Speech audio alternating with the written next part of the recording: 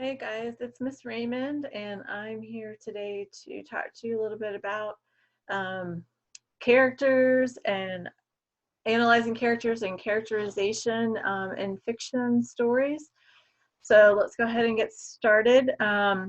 So when an author is writing, they are going to present characters that are believable by using what we call characterization. And they are going to look at, there's two different ways. So they can do indirect characterization, where the author reveals the character's personality through their thoughts, their words, their actions, etc.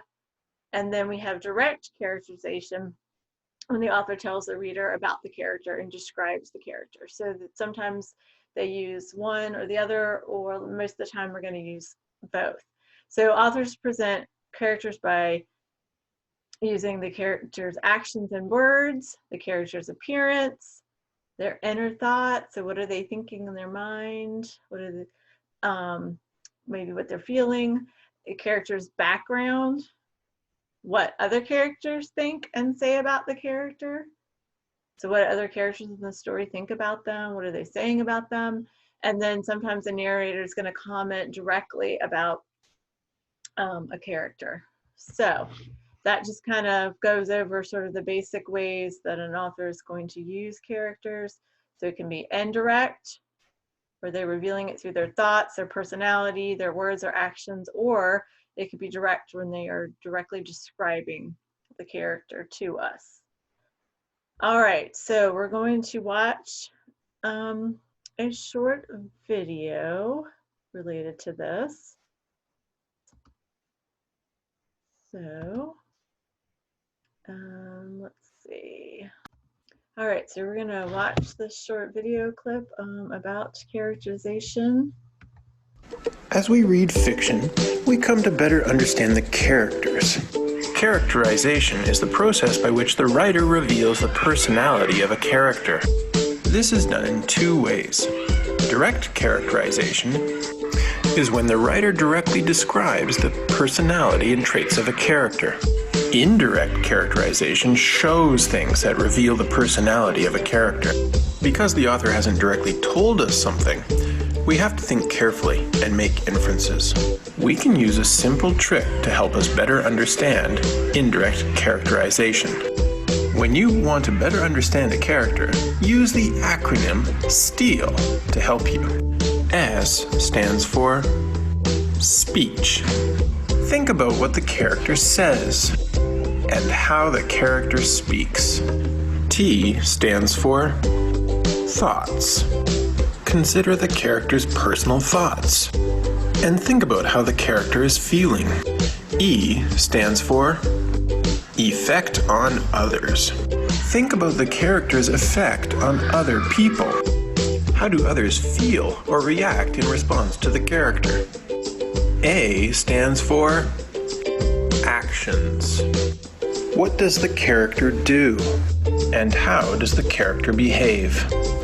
L stands for looks. What does the character look like? And how does the character dress? Let's recap. When the author directly tells you something about the character, that is direct characterization. When you need to make an inference about a character, that is called indirect characterization. Remember to think STEAL. STEAL works not only in books, but when you're watching a movie or a play. So the next time you're reading a good book, remember to think STEAL.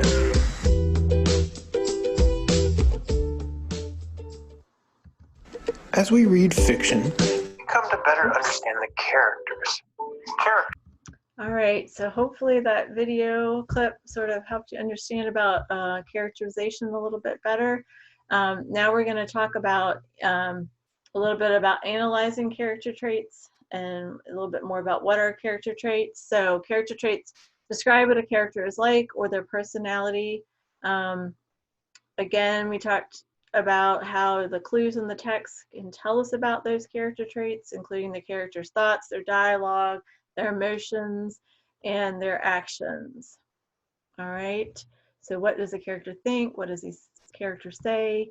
What does the character feel? What does the character do? All right. And then we are going to look at another video clip. All right, so here is a video clip about analyzing characters. I want you to pay close attention. Okay, hang on a second here. Is it recording? Is the red light on, Rodney? Yeah, it's on. Okay then, action. What do you want for your birthday, little leader? Maybe a nice board game. Cut. That's not your line, Lucy. You're supposed to say, I want to have Flippy the dolphin perform at my birthday party. And you have to say it like your little leader. Benson, do I have to do this? Yes. Mom went to the store and said, I am in charge, and this is what we are doing while I am in charge. Plus, you're the only one that fits in the little leader costume. Who would ask for a dolphin for their birthday? It's so dumb. But that's just it, Lucy. You have to figure out what motivates little leader. Why does he act like he does? Why would he ask for a dolphin when the nearest dolphin is all the way across the universe? Well, unlike me, he probably gets whatever he wants. That's right. And how does that make him act? Pretty bad. He probably throws a fit when he doesn't get what he wants. And I'm sure he keeps asking for bigger and bigger things because he feels entitled to them. You got it, Lucy. If you ask yourself questions about the character, you will understand his motivations. I have a question. Why would Great Leader send Scout Ship 7 to Earth to steal a dolphin? That seems like a big waste of time and rocket fuel. Why not just get Little Leader a board game? That's a great question. Do you think Great Leader would ever admit that something Little Leader asks for is too much? No! Great Leader is always busy, which I'm sure he feels bad about. So he probably wants to get Little Leader exactly what he asked for in order to make up for it. Right on!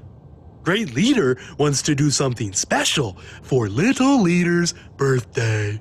And Little Leader always asks for difficult gifts. And Great Leader is too proud to say no. It's like what the characters do in the movie is based on what kind of people they are. And the things they say and do drive the action in the movie. I get it. Oh, actors! Okay, let's do this, people.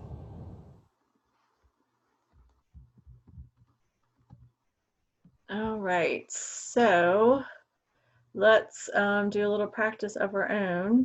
It's time we're talking Scout Ship 7, the #1 fan cast on the internet for all things Scout Ship 7, the most awesomest space exploration drama ever made.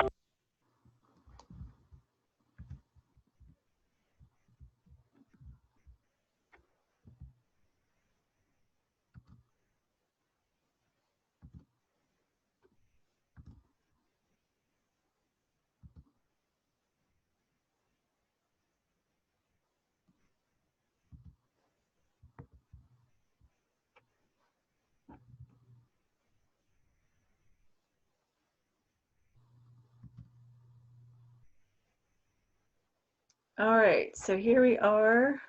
We're going to talk about how traits can influence a character's action. So I want you to pay attention to how the character's actions give us a clue about his traits. So we're going to do a little practice, and I want you guys to answer on your own what you think the answer is. You can just jot it down on a piece of paper.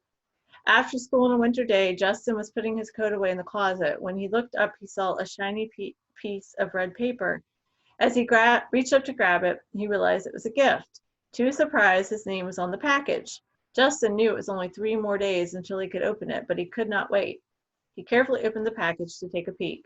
After the excitement of seeing his new toy, he carefully rewrapped the package and put it away. All right, so question 1, what trait best describes Justin? A, impatient, B, thoughtful, or C, respectful? You choose what you think is the best answer, and then we'll talk about it. All right, so if you said A, impatient, that would be the best trait describe Justin. All right, question 2, what part of the story best depicts this trait? A, Justin reached up into surprise, saw his name in the package. B, Justin knew it was only 3 more days until he could open the gift, but he could not wait. Or C, he carefully rewrapped the package and put it away. Okay, so which part best describes the trait of Justin being impatient? I want you to write down what you think is the best answer, and then we'll check it. All right, so if you said B, Justin knew it was only 3 more days until he could open the gift, but he could not wait. That really backs up the trait of being impatient with his actions. All right, we're gonna look at one more. Yeah, so there's our impatient, and let's see. All right, next one. Nick was very excited to see his report card. He knew that he always worked very hard and turned in all of his work. His parents never had to ask him to do his homework. He also never had missing work because he always remembered to turn it in. All right, so question 1, which character trait best describes Nick? A, busy, B, respectful, or C, responsible? All right, you choose, and then we'll talk about it. All right, if you said C, responsible, that would be correct based on his actions. So let's go to question 2. What sentence best describes this trait? A, Nick is really smart. B, Nick was very excited to see his report card. Or C, he knew that he always worked very hard and turned in all of his homework. So which one of these actions just would back up the trait of Nick being responsible? Okay, if you said C, he knew that he always worked very hard and turned in all of his homework, then you would be correct. All right, that's all I have for today, guys. So I'll see you later.